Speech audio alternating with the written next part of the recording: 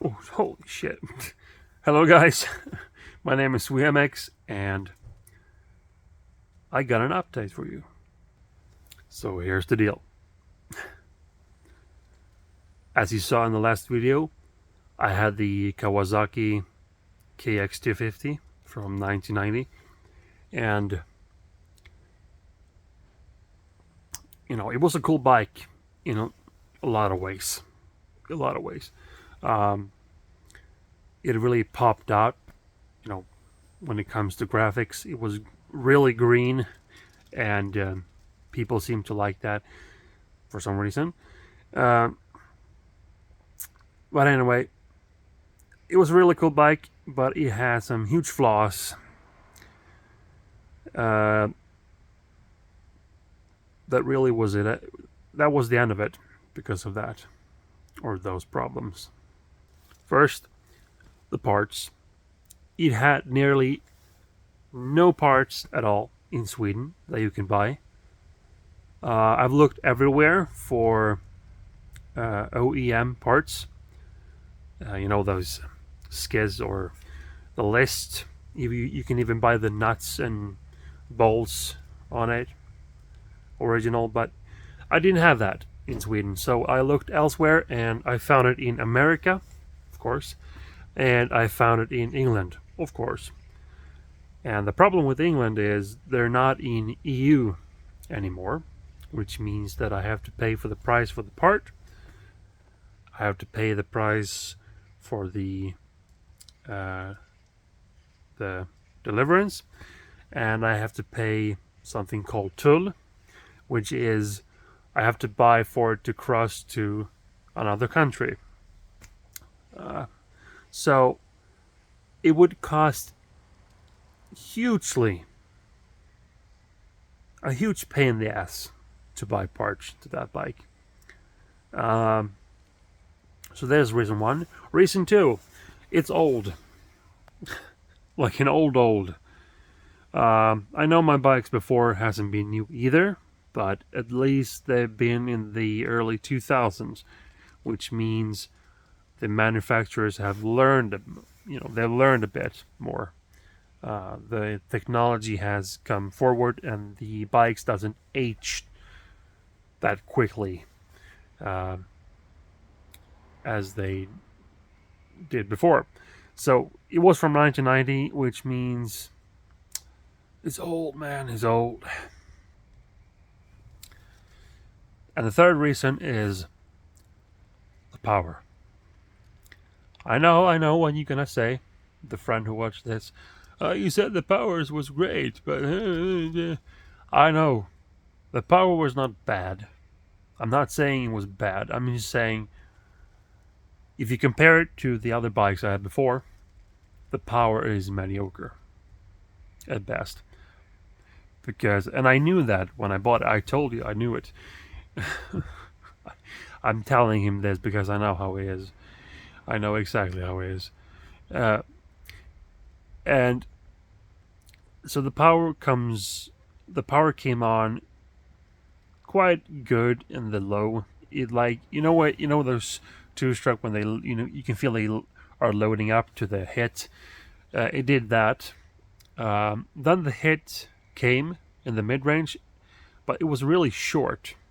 It was like that, and then it fell off a bit, and to the top it came on a little bit to save that, but it was really weird power, to be honest. I didn't quite like it because of that, because it was weird. Um, so I thought to myself, with all those problems, no parts, mediocre power, old. Well, screw me.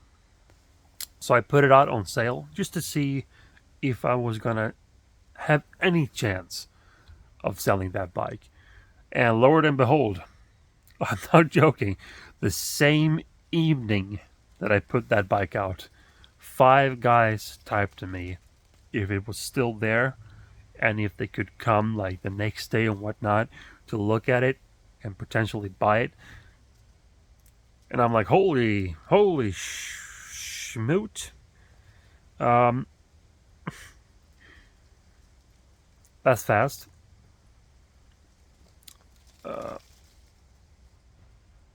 Did I put it for too little? I thought. Did I actually put it out for too little? Too small money? But, I felt screwed. I just want to get rid of it because it felt like a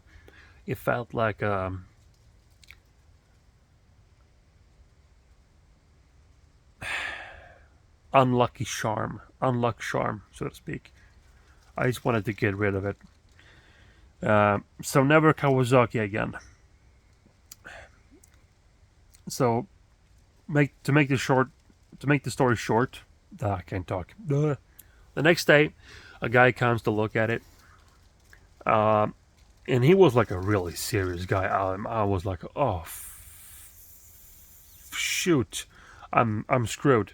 This guy ain't gonna buy this, because he was a really competitive guy. He had like a team and whatnot, and he raced motocross and enduro also. So I'm like, well, that's it. You can drive home now. No bike here. But he looked at it. He started it and whatnot, and he found some problems, like problems that I didn't even know. It was like, holy shit. But in all, he came to a conclusion that, okay, 12,500 I can do. And I was like, alright, okay. I was gonna go minus on it. I knew that, but I just wanted to get rid of it.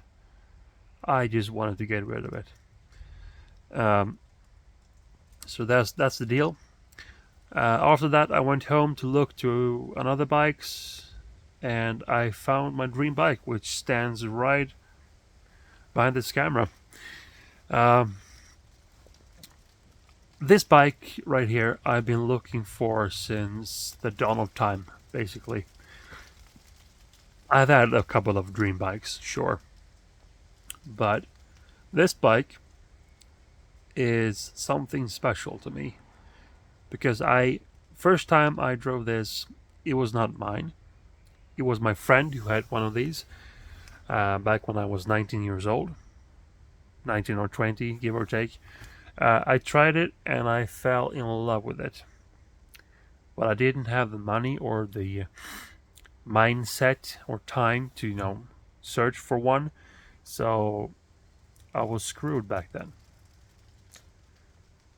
And now, 10 or 11 years later, holy shit, I found one finally, and here it is. 2004 YZF 450. Finally.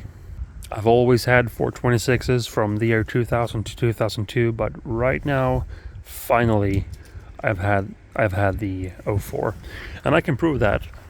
As the VIN number says, the 03 has CE03, the 04 has CE05, and the 05 has CE06. And this bike has CE05, which made me really happy because I love the hit. I'm a huge fanboy when it comes to this hit in the power. I think the 05, they went to a more mellow power band just to spread it out, to get rid of that hit to the masses. People are too weak to drive these monsters.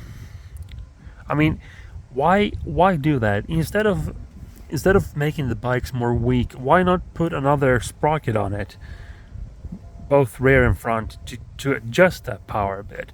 But no, let's just adjust the whole freaking engine, And then you're gonna get another complaint. Then you're gonna have people like me saying it's too weak, and they go back the next year to more powerful, and then it just goes on.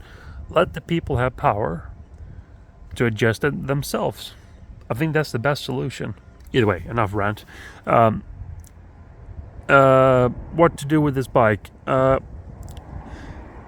looks really forgotten. It has been standing in the garage since the dawn of time. It had like a coating on it. The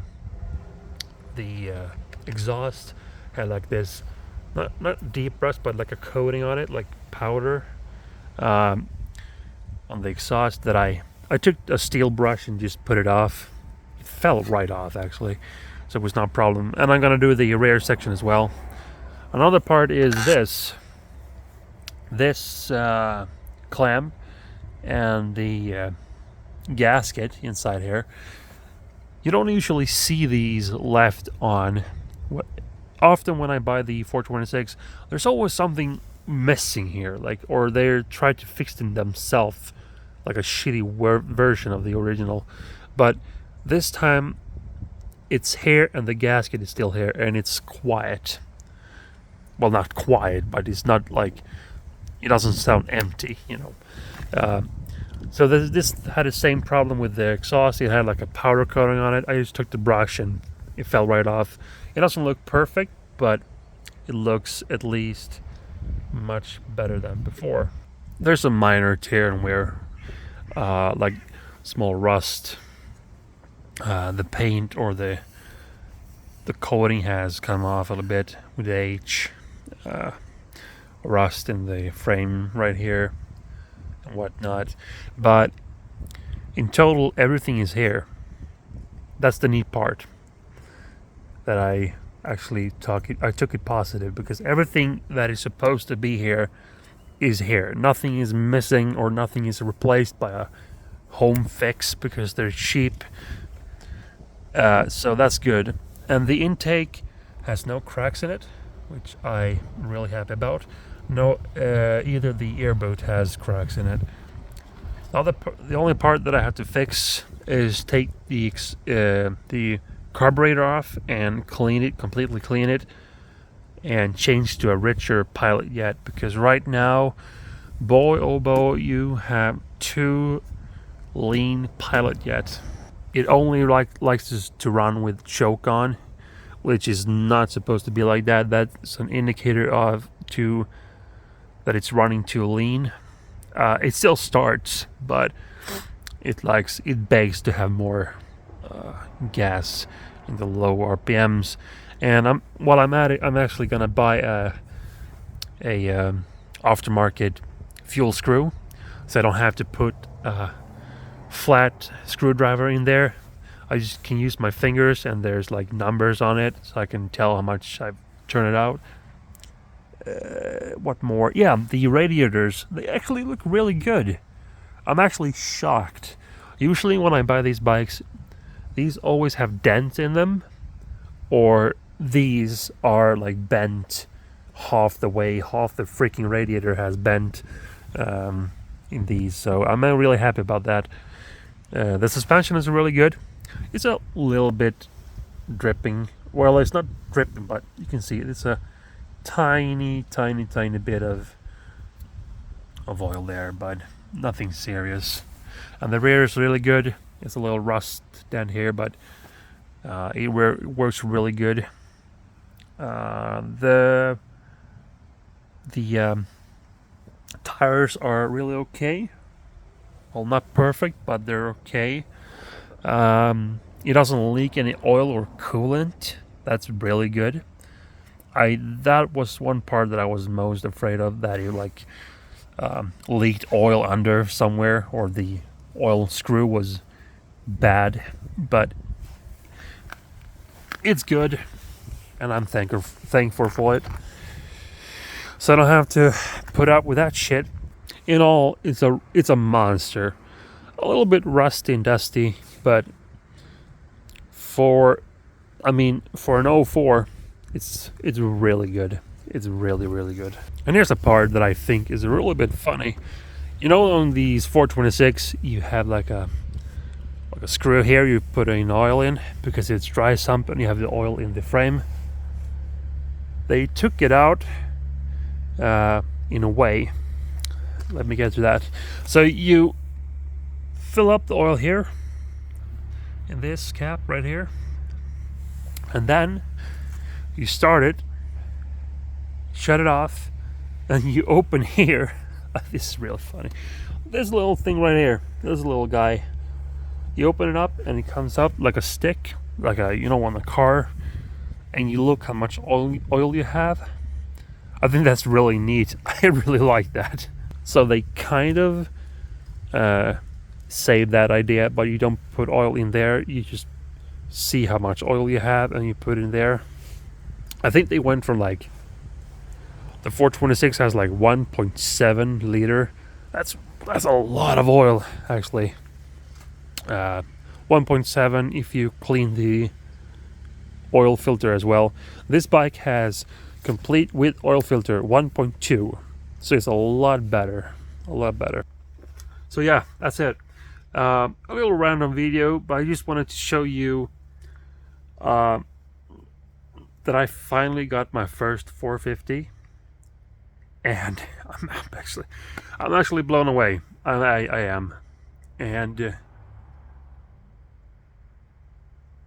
I want to thank my friend again for doing this to drive and get this bike. I appreciate it a lot. So that's that. What should I say? Yeah. So here's the deal. I'm gonna make a total service, you know, change oil, change coolant, because why not? Change the air filter. What more? Change the oil filter, air filter. Maybe change the sprocket and the shit. What sprocket do I have? I don't know that. Come here, you little... What size do we have here? I'm thinking like 50 or something like that. What the actual fuck? 47? Wait, hold on. This can't be true. Let's see the front. Holy shit. 1, 2, 3, 4, 5, 6, 7, 8, 9, 10, 11, 12, 13. So 47, 13. So someone wanted to amp up the top speed. Holy shit. Well, 13 is not bad. That's really short, but I mean 47?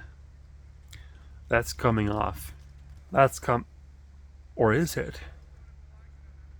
I mean, this is a 4-speed. Maybe they did that for a reason. I mean, 4-speed motocross bike, you get short top speed. Maybe I should just test the 47 before I decide. Yeah, let's do that. But anyway, that's it, guys. You saw my new bike. Screw Kawasaki. I'm sorry to Kawasaki owners out there, but holy shit, they're... Yeah, you know. Thank you for watching. Like and subscribe if you want. Would make me happy. And I'll see you in the next video. Bye.